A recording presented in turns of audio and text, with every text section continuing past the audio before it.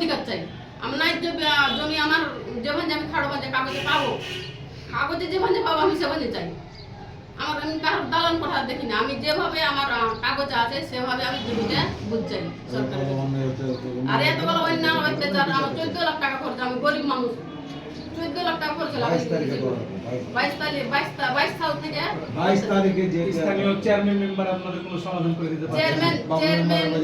চেয়ারম্যানের কাছে চেয়ারম্যান বড় করেছে আমার স্বামীকে, চেয়ারম্যান আমার স্বামীকে বড় করেছে।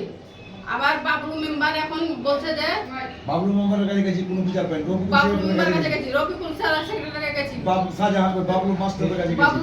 বাবলু মাস্টার বলছে যে ফাঁকা স্টামে সই করেছিস, হুঁশ নাই, তুমি ওই বাট্টরা চলছে চলবে, কিন্তু এই জমি খাড়ো মাঝখানে দুপাটা শামসুলের কাছে বিক্রি করতে হবে। আমার বিক্রি করার তো কোনো প্রয়োজন নাই, আমি কেন বিক্রি করবো জমি মাঝখানে দেশে? এদিকে জমি থাকবে, এদিকে তো ওই মাঝখানে দুপাটা আমার কাছে দরকার কিনে নিবি, কেমন দরকার কিনে নিবি?